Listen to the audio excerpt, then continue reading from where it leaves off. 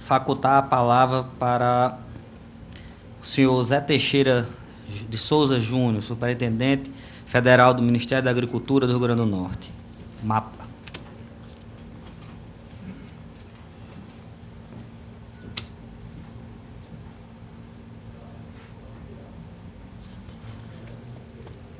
Boa tarde a todos. Deputado Gustavo, parabenizar pela iniciativa, cumprimentar o deputado Hermano, deputado Valtinho, representantes do setor produtivo do Rio Grande do Norte, doutor Marco Teixeira, José Vieira, Alexandre Confessor, entre outros aqui presentes, representantes do comércio especializado, setor agrícola, setor agropecuário, Joaci Mafra, técnicos aqui do Ministério da Agricultura, do IDIARNE, enfim, todos aqui presentes. O programa da fitosa no Brasil, eu acho que no mundo, ele é sustentado em 3 bases. Primeiro, o governo federal, normatizando e coordenando as ações. E segundo, o governo do Estado, através do órgão executor, que no Estado do Rio Grande do Norte é o IDIARNE, fazendo a execução e a gestão da sanidade, da defesa agropecuária. E um terceiro é o setor privado, aonde nós estamos aqui presenciando, efetivamente, uma ação do setor privado, buscar as soluções para algumas correções necessárias. Então, quando ouvimos a fala do presidente da ANORC, do esforço que é feito na divulgação de todos os criadores na vacinação e também na declaração da vacinação, que é mais importante ainda, todas essas ações, na verdade, são da responsabilidade do setor privado para fazer com que o programa ele seja efetivo. O Rio Grande do Norte alcançou o nível médio e pleiteia a mudança de status para livre com vacinação. Em decorrência disso, eu gostaria de fazer uma breve explicação com relação a essa questão de classificação de risco, porque muitas vezes o produtor e qualquer popular, ele confunde um pouco, porque são vários itens que compõem essa classificação de risco.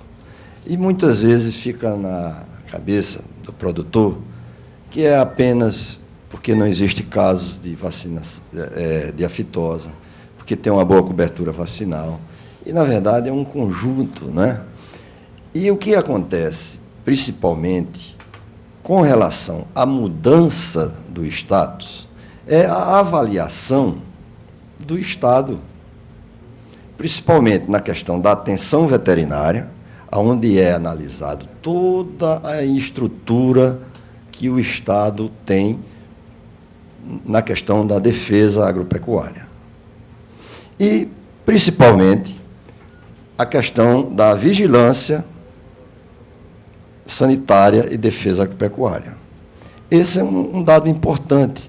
Então, nesses 2 pontos, aonde o Estado, além dos outros itens, foi avaliado, principalmente, foram detectadas várias inconsistências. Por exemplo, na questão da atenção veterinária, nós temos um ponto que é crucial para o Estado, é a questão de pessoal,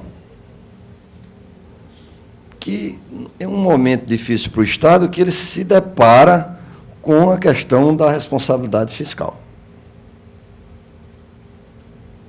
Porque estão, se não me engano, no limite prudencial que não pode contratar. Então,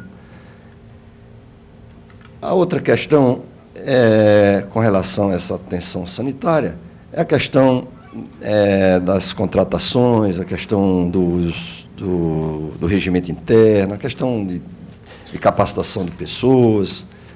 Com relação à questão da vigilância, um ponto fundamental e principal é a questão do banco de dados. Ora, se nós estamos pleiteando sair de um nível médio para um nível maior, significa dizer que nós estamos saindo de uma fase de erradicar o vírus, que logo após a detectação de que não existe o vírus será declarado livre com vacinação. Então, nós estamos saindo de uma fase de erradicação para alcançar uma posterior classificação, que seria controle e prevenção do vírus. Então, por isso é que é exigido muito mais da qualidade e da capacidade técnico-operacional do Estado. Então, essa análise técnica é muito rigorosa, porque compõe atitudes, né, que o Ministério não pode abrir mão, porque envolve todo um sistema e acordos internacionais. Então, mesmo que o nosso Rio Grande do Norte ele não seja exportador de carne, como o Brasil é, na maioria dos outros estados do Sudeste, do Norte e do Sul, mas nós podemos ser auditados por organismos internacionais para saber se o nosso sistema realmente funciona. Porque na hora da declaração de livre com vacinação, significa dizer que os nossos animais eles estão transitando por todo o Brasil. E se existir qualquer falha nesse sistema da vigilância e da atenção sanitária, da atenção veterinária, poderemos correr esse risco do trânsito do vírus. Portanto, esta ação, esta auditoria feita no estado do Rio Grande do Norte, não teve o intuito de dizer que ele ia baixar de nível. A auditoria foi feita para se avaliar essa possibilidade do estado do Rio Grande do Norte ele mudar de status para um nível superior. Diante dessa situação, e eu quero deixar bem claro que o Ministério da Agricultura tem sido parceiro do governo do Estado, através de convênios e através da cooperação na execução dessa política de defesa. Portanto, o Ministério da Agricultura tinha como meta tornar o Brasil livre da aftosa em 2010. Passou-se para 2011 e provavelmente 2012 ou 2013, ninguém vai saber. Porque existe todo um trâmite, e o Rio Grande do Norte, como foi detectado através da última auditoria em julho, todas essas deficiências, isso impediria que o governo do Estado desse um passo mais à frente, que seria fazer a sorologia. Essa sorologia ela é feita através de uma amostragem das propriedades. Se o governo, se o IDIAR não tinha condições ainda de ter esse banco de dados, seria fazer uma amostragem que não seria ter uma representatividade. Com isso, foram feitas ações do Ministério da Agricultura, da Secretaria de Defesa Agropecuária, com os governos dos estados da Paraíba, do Ceará e do Rio Grande do Norte, aonde existiam essas questões de fragilidades no sistema. E nos 3 estados foram feitos, pelo menos no Rio Grande do Norte, ações foram feitas para se reverter esta situação. E aqui no Rio Grande do Norte foi assinado um termo de compromisso entre o Ministério da Agricultura e a Secretaria da Agricultura do Estado, com a interveniência da excelente senhora governadora, dando condições para, nos itens, principalmente, da contratação de pessoal,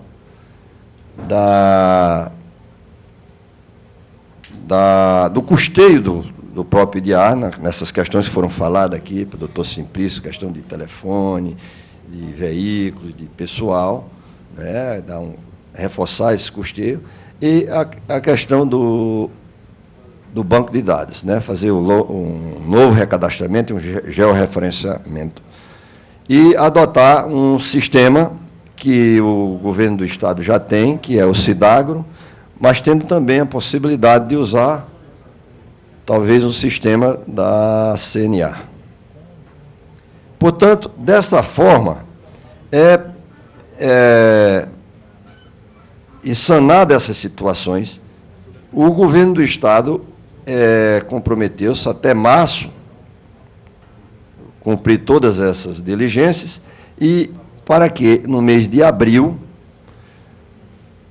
possa ser feita a sorologia, encaminhar ao departamento e aí ele se credenciar a se tornar livre com a vacinação. Portanto, eu quero registrar aqui a presença do doutor Evário, que é diretor técnico, e doutora Ana, que é responsável pelo serviço de defesa do Ministério. Quero deixar,